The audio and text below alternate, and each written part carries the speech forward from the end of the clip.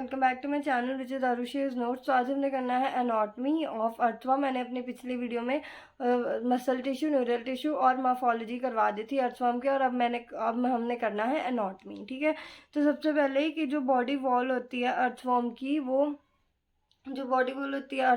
Covered होती है externally by a thin covered होती है externally by thin non cellular membrane, जिसको बोलते हैं क्यूटिकल, जो कि एपिडर्मिस से होती है। फिर उसके आगे दो मसल लेयर, सर्कुलर और लॉन्गिट्यूडनल, और एक इनरमोस्ट होती है सिलोमिक एपिथेलियम। और जो एपिडर्मिस होती है वो बनती है made up of a single layer of columnar epithelial cells, जिनके अंदर सिक्रीटरी ग्लैंड सेल्स होते हैं। तो सबसे पहले हमने एनाटॉमी में पढ़ना है एलिमेंट्री कैनाल, फिर उसके बाद करना है इसका ब्लड वेस्कुलर सिस्टम। ठीक है, फिर उसके बाद एक्सक्रीटरी, फिर नर्वस। ठीक है, सबसे पहले है एलिमेंट्री कैनाल। जो एलिमेंट्री कैनाल जो होता है अर्थवर्म का, वो एक स्ट्रेट ट्यूब होती है जो पूरी बॉडी में पास करती है फर्स्ट टू लास्ट सेगमेंट में। तो सबसे पहले आता है टर्मिनल माउथ, जो खुलता है बकल कैविटी में, जो 1 2 3 होगा। फिर उसके बाद आता है एसोफेगस, जो होता है 5 to 7, और फिर उसके बाद आता है गिजार्ड। ठीक है, एसोफेगस 5 to 7, फिर उसके बाद आता है गिजार्ड। ठीक है, एंड मस्कुलर गिजार्ड जो कि होता है 8 to 9 सेगमेंट्स के बीच में, एंड ये हेल्प करता है ग्राइंडिंग में सॉइल पार्टिकल्स का और डिकेइंग लीव्स में। और फिर स्टमक एक्सटेंड होता है पूरा 9 to 14 सेगमेंट्स तक। और जो फूड होता है अर्थवर्म का, वो क्या होता है डिकेइंग लीव्स। ठीक है, ऑर्गेनिक मैटर जो मिक्स होगा। तो और स्टमक में कैल्सीफेरस ग्लैंड्स होते हैं, जो क्या करते हैं, वो न्यूट्रलाइज करते हैं ह्यूमिक एसिड जो ह्यूमस में प्रेजेंट होता है। और फिर उसके बाद आ जाता है इंटेस्टाइन स्टार्ट होती है 15 सेगमेंट से और पूरी बॉडी में मतलब कि लास्ट तक रहती है। एंड अ पेयर ऑफ होता है शॉर्ट कॉनिकल इंटेस्टाइनल सीका, जो प्रोजेक्ट करेगा फ्रॉम दी इंटेस्टाइन, जो मतलब कि 26 सेगमेंट में रहता है। और एक क्रेटिसिक फीचर इस इंटेस्टाइन का ये है कि उनके पास एक मीडियन डॉर्सल थिन फोल्ड होता है, जिसको बोलते हैं टाइफोसोल, जो इफेक्टिव एरिया बढ़ा देता है एब्जॉर्प्शन के लिए इंटेस्टाइन का। जैसे हमारे में विलाय होती है, वैसे इसमें टाइफोसोल है। एंड देन उसके बाद आता है कि एलिमेंट्री कैनाल फिर ओपन होता है to the exterior by small rounded aperture, जिसको बोलते हैं एनस। ठीक है, एंड देन उसके बाद जो इंजेस्टेड ऑर्गेनिक है, जो उसने खुद इंजेस्ट किया है, और रिच सॉइल पास होती है पूरा डाइजेस्टिव सिस्टम में, जहाँ पे प्रॉपर सारे डाइजेस्टिव एंजाइम वर्क करते हैं। वो कॉम्प्लेक्स फूड को सिंपल एंड एब्जॉर्बेबल फॉर्म में कन्वर्ट कर देते हैं। एंड ये जो सिंपल मॉलिक्यूल्स है फिर वो एब्जॉर्ब हो जाता है थ्रू द इंटेस्टाइनल मेम्ब्रेन, और फिर वहाँ पे वो यूटिलाइज हो जाता है। ठीक है, तो ये एक एलिमेंट्री कैनाल है ऑफ अर्थवर्म का। जैसे ये देखिए कि सबसे पहले है माउथ। ठीक है, फिर उसके बाद आता है फेरिंग्स और बकल कैविटी, जो कि एग्जैक्टली आई थिंक 1 to 3 तक की है। ठीक है, 1 to 3। फिर उसके बाद आता है एसोफेगस है 5 to 7, राइट, ये पूरा 5 to 7 नंबर तक। ठीक है, फिर उसके बाद आता है गिजार्ड। तो गिजार्ड क्या है, गिजार्ड मतलब कि जो गिजार्ड है, जहाँ पे मतलब कि हेल्प करता है सॉइल पार्टिकल्स को ग्राइंड करने में। ठीक है, और डिकेइंग लीव्स को। ठीक है, तो सबसे पहले आ गया माउथ। ठीक है, फिर उसके बाद आया फेरिंग्स और बकल कैविटी, फिर उसके बाद आया एसोफेगस के बाद आया गिजार्ड, जो हेल्प करेगा सॉइल पार्टिकल्स को ग्राइंड करने में और डिकेइंग लीव्स का। फिर उसके बाद आएगा स्टमक में है कैल्सीफेरस ग्लैंड, जो न्यूट्रलाइज करते हैं ह्यूमिक एसिड जो ह्यूमस से आता है। देन उसके बाद आता है इंटेस्टाइन, जो प्रॉपर लास्ट सेगमेंट तक रहती है। स्टमक के बाद आता है प्री टाइफ्लोसोलर पार्ट ऑफ इंटेस्टाइन। मैंने बताया था कि इसकी इंटेस्टाइन का क्रेटिसिक फीचर ये है कि उसके पास होता है टाइफ्लोसोल, जो कि एक थिन मीडियम डोर्सल फोल्ड होता है, जो इफेक्टिवनेस बढ़ा देता है। ठीक है, फिर स्टमक के बाद आ गया इंटेस्टाइनल सीकम। ठीक है, फिर क्योंकि इंटेस्टाइनल सीकम पूरा लास्ट तक जाता है। फिर उसके बाद लार्ज लिम्फ ग्लैंड्स। ठीक है, फिर टेम्पोरल और टाइफोसोलर पार्ट ऑफ द इंटेस्टाइन, और फिर लास्ट में क्या है इंटेस्टाइनल ल्यूमन, और फिर लास्ट में एनस। ठीक है, तो ये है पूरा मतलब कि एक अर्थवर्म का एलिमेंट्री कैनाल।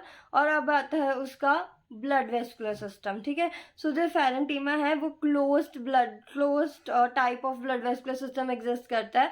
ओपन और क्लोज्ड ब्लड वेस्कुलर सिस्टम होता है कि जिसमें ब्लड एक प्रॉपर वेसल्स में अगर फ्लो कर रहा है तो वो क्लोज्ड में काउंट होता है, और अगर वो ओपनली मतलब कि जा रहा है तो वो फिर ओपन में काउंट होता है। ठीक है, तो ये है ओपन एंड क्लोज्ड में तो फेरेंटीमा जो है वो एक close type of blood vascular system exhibit करता है, जिसके अंदर आता है ब्लड वेसल्स, कैपिलरीज और heart. Blood vessels, capillary, heart और क्योंकि क्लोज सर्कुलेटरी सिस्टम है तो ब्लड क्या जाएगा, ब्लड मतलब कि ब्लड फिर हार्ट में कन्फाइंड होता है to the heart and blood, मतलब कि ब्लड वेसल्स में ही जाएगा। सो जो कॉन्ट्रैक्शन है वो हेल्प करती है ब्लड को एक ही डायरेक्शन में क्या करने के लिए, फ्लो करने के लिए। स्मॉलर जो ब्लड वेस तो फेरेंटीमा क्या एग्जिबिट करता है, close blood vascular system and close और ओपन में मैंने अभी डिफरेंस बताया, ठीक है। एंड मतलब कि जो इसका जो कॉन्ट्रैक्शन है ब्लड को एक ही डायरेक्शन में सर्कुलेट करने में मदद करता है। स्मॉलर जो ब्लड वेसल्स होती हैं वो ब्लड सप्लाई करते हैं गट पे, ठीक है, नर्व कॉर्ड में, बॉडी वॉल में, और ब्लड ग्लैंड्स भी प्रेजेंट होते हैं फोर्थ, फिफ्थ, सिक्स सेगमेंट्स में। एंड वो ब्लड सेल्स प्रोड्यूस करते हैं, हीमोग्लोबिन भी प्रोड्यूस करते हैं जो ब्लड प्लाज्मा में डिसॉल्व होगा। ब्लड सेल्स इसके फैगोसाइटिक नेचर होते हैं, ठीक है, फैगोसाइटिक नेचर के होंगे, ठीक है, phagocytic nature in the sense phagocytic nature होंगे। एंड अर्थवॉर्म के पास तो इसके ब्लड सेल फैगोसाइटिक नेचर होते हैं। फैगोसाइटिक का मतलब होता है कि वो वाले सेल्स, मतलब कि जिसमें मैक्रोफेजेस और वो होंगे, मैक्रोफेजेस एंड न्यूट्रल सेल जो इनग्लव कर लेते हैं कोई भी बड़ा पार्टिकल बैक्टीरिया डेड सेल के अंदर और उनको डिस्ट्रॉय कर देते हैं इंटरनली, ठीक है। एंड ये बहुत ज़्यादा इंपॉर्टेंट होते हैं फॉर क्लियरिंग इन्फेक्शन और डैमेज सेल्स बॉडी टिश्यूज से, ठीक है। ये phagocytic in nature. And earthworm के पास स्पेशलाइज्ड रेस्पिरेटरी ब्रीदिंग डिवाइसेस नहीं होते, तो रेस्पिरेशन उसका जो मॉइस्ट बॉडी सर्फेस है उसके थ्रू ही एक्सचेंज होगा, ब्लड के थ्रू एक्सचेंज होता है, जो उसका स्किन है उसके थ्रू ही रेस्पिरेशन होती है। तो ये था ब्लड वेस्कुलर सिस्टम।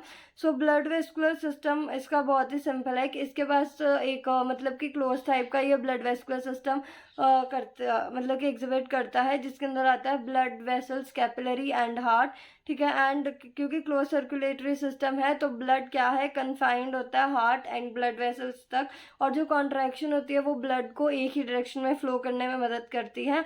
और जो ब्लड वेसल्स होती हैं वो क्या करती हैं, सप्लाई करती हैं ब्लड को गट में, नर्व कॉर्ड में, बॉडी वॉल में, और ब्लड ग्लैंड्स भी प्रेजेंट होते हैं फोर्थ, फिफ्थ, सिक्स्थ सेगमेंट में, ठीक है, जो प्रोड्यूस करते हैं ब्लड सेल्स और हीमोग्लोबिन, ठीक है, हीमोग्लोबिन, ठीक है, जो कि ब्लड प्लाज्मा में डिसॉल्व होता है, ठीक है। एंड ब्लड सेल्स फैगोसाइटिक होते हैं नेचर, और अर्थवॉर्म के पास स्पेशलाइज्ड नहीं होगा, मतलब कि ब्रीदिंग डिवाइसेस, तो रेस्पिरेटरी उसका मॉइस्ट बॉडी सरफेस से ही होता है, ठीक है। ये है उसका क्लोज्ड ब्लड वेस्कुलर सिस्टम। ये एक डायग्राम है, ठीक है। और इसका जो बहुत ज़्यादा डिटेल में जो पॉइंट्स हैं कि कौन कौन सी वेसल्स होती हैं वो मैं अपनी नेक्स्ट वीडियो में बता दूंगी, ठीक है, क्योंकि एनसीईआरटी में अभी सिर्फ इतना ही है, तो अभी मैं एनसीईआरटी जितना करवा रही हूँ और जो इसका डिटेल है वो मैं अपनी अगली वीडियो में बता दूंगी, ठीक है। तो उसके बाद आएगा एक्सक्रीटरी सिस्टम। सो एक्सक्रीटरी सिस्टम इसका मतलब कि सेगमेंटली अरेंज होता है कॉइल्ड ट्यूबल्स में, जिसको बोलते हैं नेफ्रीडिया। एंड वो 3 टाइप्स के होते हैं। सबसे पहले होता है सेप्टल नेफ्रीडिया, जो कि दोनों साइड्स के दोनों sides of the intersegmental septa में प्रेजेंट होगा, 5th सेगमेंट के और लास्ट में जहाँ पे इंटेस्टाइन ओपन होता है। दूसरा आता है इंटेग्यूमेंट्री नेफ्रीडिया, जो बॉडी वॉल की लाइनिंग के साथ अटैच होता है 3rd सेगमेंट में टू द लास्ट सेगमेंट जो ओपन होता है बॉडी सरफेस में।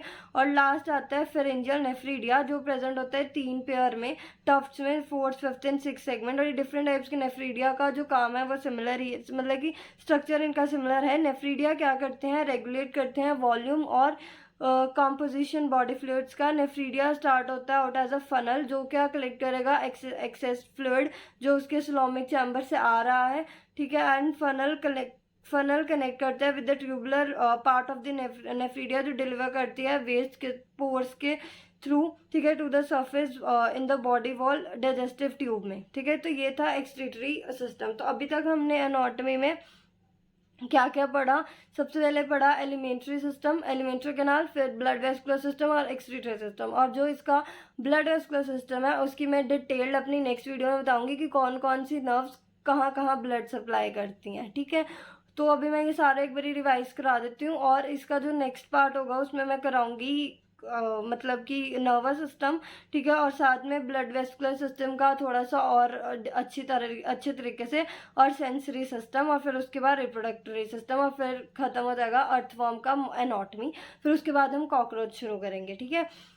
तो आज हमने पढ़ा alimentary system, blood vascular system और नर्वस सिस्टम, ठीक है।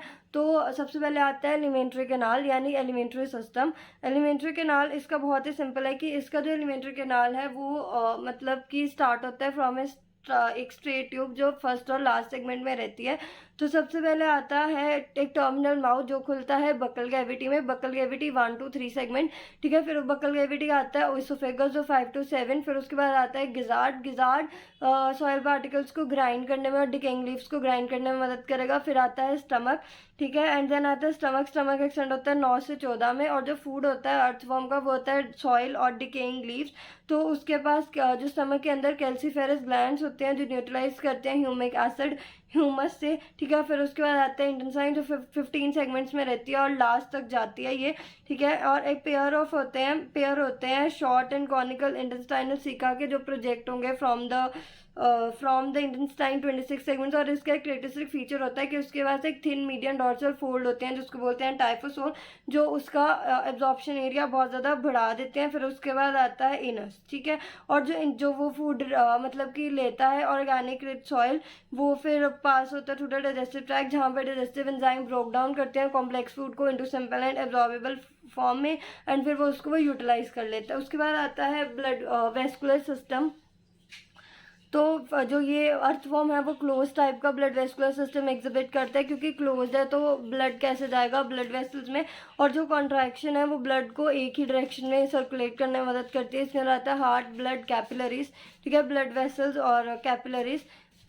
जो ब्लड वेसल्स हैं वो सप्लाई करती हैं ब्लड को गट, नर्व कॉर्ड और बॉडी वॉल में, और ब्लड ग्लैंड्स भी प्रेजेंट होते हैं 4th, 5th, 6th सेगमेंट्स में, ठीक है। एंड ये जो ब्लड ग्लैंड्स होते हैं वो प्रोड्यूस करते हैं ब्लड सेल एंड हीमोग्लोबिन जो डिजॉल्व होते हैं ब्लड प्लाज्मा में, और ये फैगोसाइटिक नेचर होते हैं। और अर्थवर्म के पास स्पेशलाइज ब्रीदिंग डिवाइसेस नहीं होते, तो रेस्पिरेशन उसका जो बॉडी वॉल की सर्फेस है उसी से ही क्या होगा, एक्सचेंज होगा, और उसकी वो ब्लड स्ट्रीम में जाते हैं। देन आता है एक्सक्रीटरी ऑर्गन। एक्सक्रीटरी ऑर्गन के पास इसके पास होते हैं कॉइल ट्यूब्स जिसको बोलते हैं नेफ्रीडिया। तो 3 तरीके के हमने नेफ्रीडिया पढ़े, सेप्टल नेफ्रीडिया, इंटेग्यूमेंट्री नेफ्रीडिया और फेरेंजियल नेफ्रीडिया। तो जो सेप्टल नेफ्रीडिया है वो प्रेजेंट होता है दोनों साइड्स के इंटरसेगमेंटल 15 सेगमेंट जो होगा उसकी दोनों साइड्स पे प्रेजेंट होते हैं, ठीक है, टू द लास्ट जो इंटेस्टाइन में ओपन होगा। और इंटेग्यूमेंट्री जो होगा वो 3rd सेगमेंट से लेके लास्ट सेगमेंट तक होगा जहाँ पे बॉडी सरफेस ओपन होता है। फिर है फेरेंजियल नेफ्रीडिया जो कि 3 पेयर में होता है, टर्फ में 4th, 5th एंड 6th। और जो डिफरेंट जो नेफ्रीडियाज होते हैं बेसिकली सिमिलर होते हैं उनके स्ट्रक्चर में। नेफ्रीडिया क्या करता है, वो रेगुलेट करता है वॉल्यूम, ठीक है, और कॉम्पोजिशन ब्लड फ्लूइड्स की। जो नेफ्रीडिया है वो स्टार्ट होता है आउट एज एक फनल जो पूरा एक्सेस फ्लूइड कलेक्ट करेगी और सिलोमिक चैम्बर से, और फिर उसके बाद वो ट्यूबुलर पार्ट में जाएगा, फिर वो वेस्ट डिलीवर करेगा पोर के through into the surface of the body wall जहाँ पे डाइजेस्टिव ट्यूब है, ठीक है। तो ये था प्रॉपर एलिमेंट्री कैनाल और एक्सक्रीटरी सिस्टम और blood vascular system. I hope आपको मेरी वीडियो अच्छी लगी होगी। अगर कुछ भी इन्फॉर्मेशन मिलता है then please do like, share, comment and subscribe to my YouTube channel which is Arushi's notes. और अगर आपको कोई भी डाउट है तो आप कमेंट सेक्शन में बता देना, मैं पूरी कोशिश करूँगी आपके सारे डाउट क्लियर करने की। और प्लीज़ आप मेरी जल्दी से जल्दी 140 सब्सक्राइबर कंप्लीट करा दो। अगर आप करवा दोगे तो मुझे बहुत ज़्यादा खुशी होगी। And again I am saying that please do like, share, comment and subscribe to my YouTube channel which is Arushi's notes. Thank you and bye.